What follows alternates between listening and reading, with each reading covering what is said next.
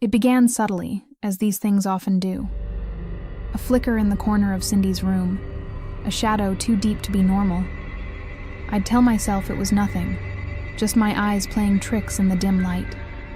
But Cindy, even as a toddler, would point with a trembling finger, her little face scrunched in silent terror.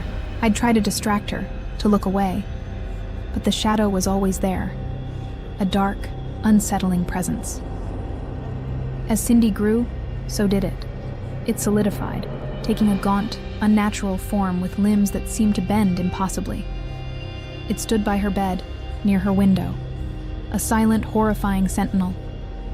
The real terror wasn't just its shape, but its absolute stillness, the way it never moved unless I blinked, and the way Cindy reacted to it, not with childish curiosity, but with a quiet, constant dread that mirrored my own.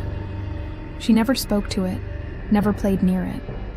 She'd just avoid its space, her eyes wide with unshed tears. No one else saw it. My husband would walk right through its looming form, oblivious. My mother would coo over Cindy, completely unaware of the towering, skeletal figure behind her granddaughter. I tried to explain once to my husband. He just thought I was overwhelmed, suggested I get more rest. How could anyone believe me? How could I even blame them? We were alone in this nightmare. The silence was the worst part. It never made a sound, not a creak, not a rustle, just a profound, heavy quiet that swallowed everything else in Cindy's room. Sometimes, I'd bring her toys, colorful books, anything to try and break the oppressive atmosphere, to make her feel safe. But her gaze would always drift back to it, fixed on that dark, unmoving shape, a silent acknowledgement of its endless vigil. We'd sit there side by side, two small beings under the scrutiny of an ancient, malevolent entity that no one else in the world seemed to perceive. The air in her room would grow cold, thick with an unseen dread that made my skin crawl and my breath catch in my throat. It was a tangible chill, not from a draft, but from something vast and foreign leaching the warmth from the air. Sleep became a luxury. Every night, I'd lie awake, listening, imagining. Was it moving closer to her bed? Was it leaning over her, breathing its cold essence onto her sleeping face?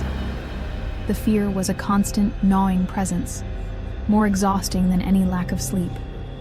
Cindy, now around 7, lived in a quiet terror that broke my heart. Every night was a battle to get her into her room. She'd clutch my hand, pointing silently to the corner where it stood, her small body trembling. She knew things she shouldn't, things that happened when she wasn't around, but she never said, "Shadow told me."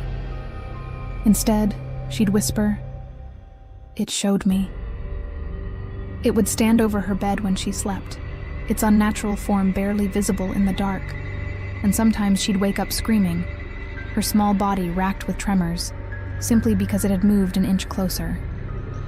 I researched desperately, late into the night. Demons, hauntings, possession. I tried cleansings, brought in crosses, had the house blessed, but the figure remained, an immovable, chilling fixture in Cindy's room. One evening, I found Cindy asleep, huddled deep under her covers. The demon was there, closer than usual, its head tilted, seemingly listening to her soft, uneven breathing. A sudden cold rage, sharper than any fear, surged through me. This thing was actively tormenting my daughter. I wanted to fight it, scream at it, banish it from our lives. As I stood there, trembling, Cindy stirred. Her eyes fluttered open, and she looked past me, directly at the figure. A small, terrified whimper escaped her lips. And then, it happened. The demon, for the first time, turned its head.